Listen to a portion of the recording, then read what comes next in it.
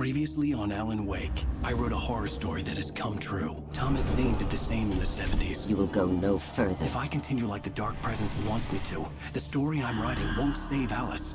It's a horror story. No one will survive. You knew Zane! Thomas Zane! You're the Lady of the Light in the song! He left something behind to help me. The clicker. Alan thought of this as he stood on the rim of Cauldron Lake, the clicker in his hand. He took a deep breath and jumped. I can get to her now. I can finish this.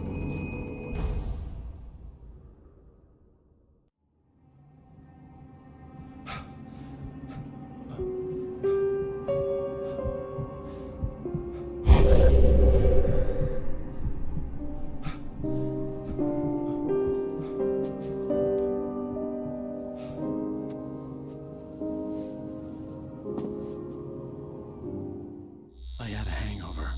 My head was about to explode and the light hurt my eyes. I needed my sunglasses and painkillers to dull the pain. In one of my finer moments of self-deception, I swore to quit drinking.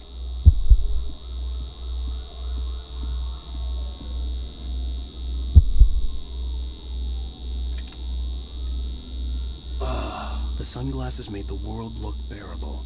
Now I could keep my eyes open without feeling like a vampire in the sun.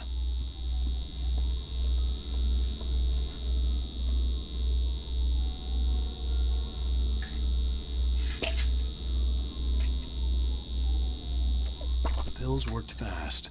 The prospect of being awake started to seem bearable again.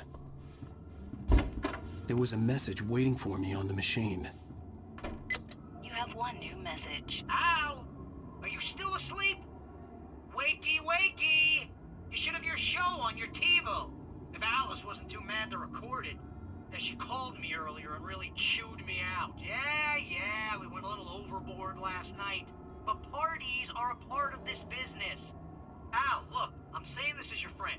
She's not doing your career any favors by trying to run your life like that, okay? I'll talk to you later, Al. Watch the show!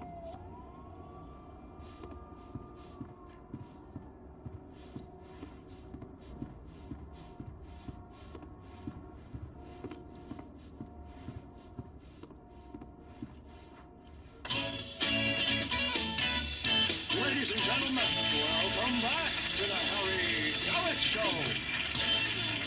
Thank you. Thank you, everybody. We have a great show tonight. I've been talking with the best-selling author Alan Wake about his new book, The Sudden Stop. Yeah, good read. Go buy it. No, it is a good read. Look, I'm gonna be honest here. Is that wise? No, but I'm gonna do it anyway. I got people who give me the lowdown on books. I'm a busy guy. But this one, I actually read from cover to cover. I mean, I'm a big fan. Wow, thanks. Now, this might be a spoiler for those who haven't read the book yet. Based on the sales figures, the 2 people out there who haven't read the book yet. But this last book is all about the death of the main character, the hard-boiled New York detective, Alex Casey. Now, there's been a lot of outrage about this. Why the hell did you kill Casey? What the hell were you thinking, man? Good riddance. No, seriously though. 7 years and 6 books is a long time. He was a gloomy guy to spend all your working hours with, and it was a good run. But it's time to explore new things. My next book will be a departure from the old for me. You selfish bastard, always thinking of yourself. Well, you've certainly given us a lot of entertainment over the years. And now that you mention it, Casey was a gloomy guy. Never had much luck with his love life with the ladies. Was that autobiographical in any way? Yeah, no kidding. Casey's lady friends tended to die on him. With Casey, it was all about his pain. No, nothing autobiographical about that. I'm a happily married man. My wife is my muse. Well, congratulations. That's great to hear. So, how's the publicity tour been treating you? Good, great. But I gotta say, I'm glad to be back home in New York. Well, you've certainly been on the news a lot lately. Lots of parties and, you got into a fight with some paparazzi. Oh, man. Well, that guy was really in my face. I lost my temper. I know that wasn't cool. You are famous for that temper. Well, I did also write several books.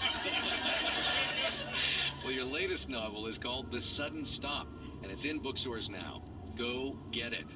That means the two of you out there who haven't bought it yet. Ladies and gentlemen, that's all we have for you tonight. I want to thank all our guests for the evening. Alan Wake, Sam Lake. Once more, do the face for a Sam. And our musical guests, Poets of the Fall. Thank you. At least I've been funny. I told myself I could live with that. Hey, honey. Did you watch the show? I didn't say anything stupid if that's what you want to know. Okay, Grumpy. You want to ask me something? Are you going to start with me about drinking now? You know what? Go back to sleep, Alan.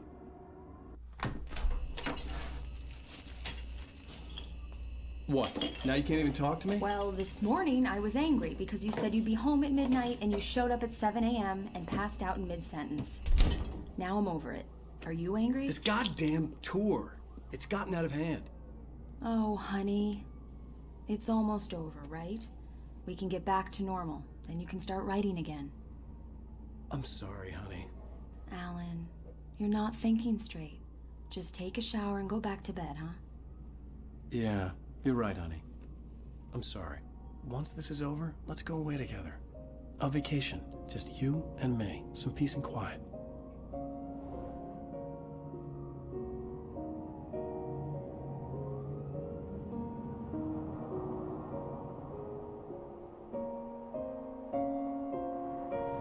Somehow, the clicker was the key to the cabin. I had to return to Cauldron Lake to save Alice.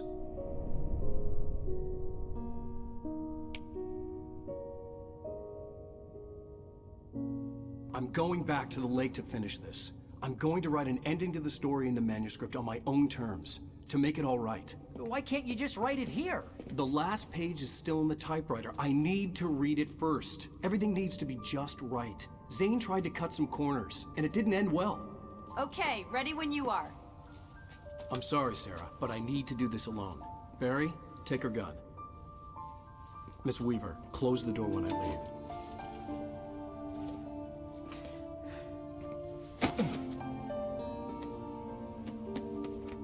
Good luck, Al.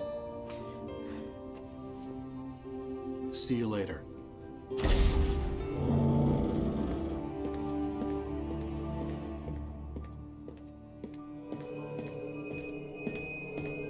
When I got out, it was warm and sunny. I'd flicked the switch of the clicker. Had it done this? I didn't stop to question it. I had to take advantage of the sunlight to get to the lake. On Zane's page, I'd stood on the rim of Cauldron Lake, about to use the clicker. That's where I was headed.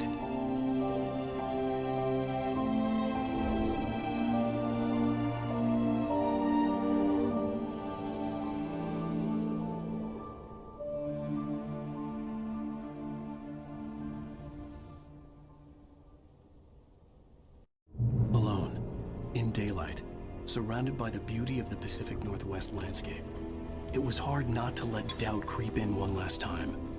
I could still chalk everything up to a dream, a delusion. I had enough imagination to make up something like this.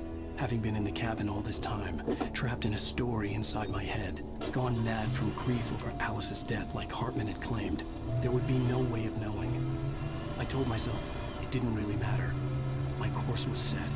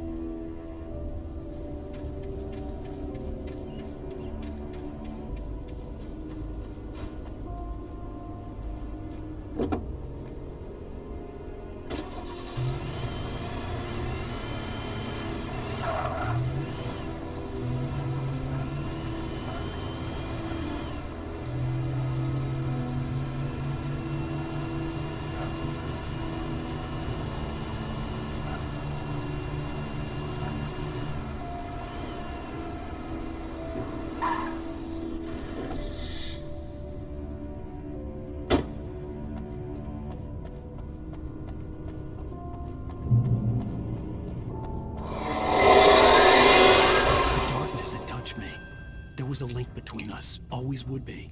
I could feel its presence again, getting closer.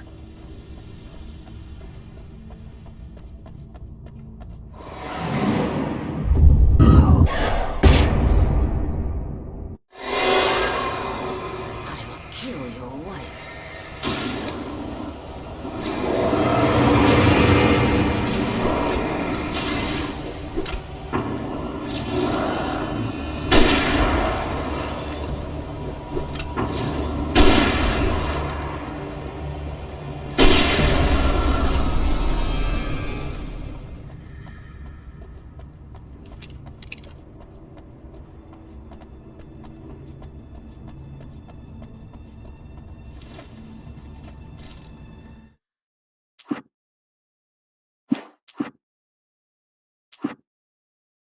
The dark presence was no longer trying to capture the writer so he could create the ending it wanted.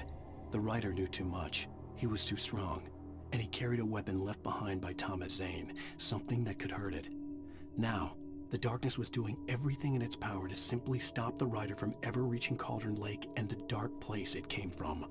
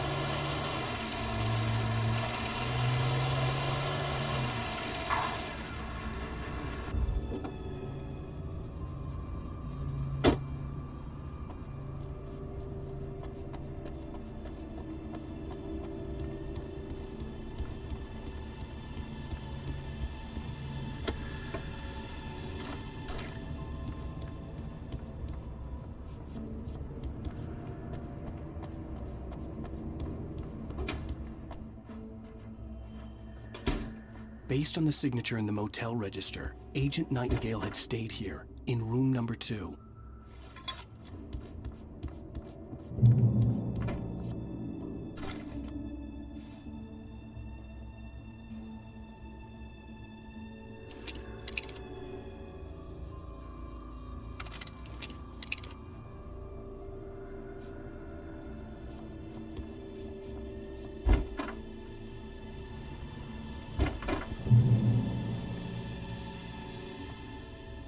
This had obviously been the room where Agent Nightingale had stayed when he hadn't been busy harassing me.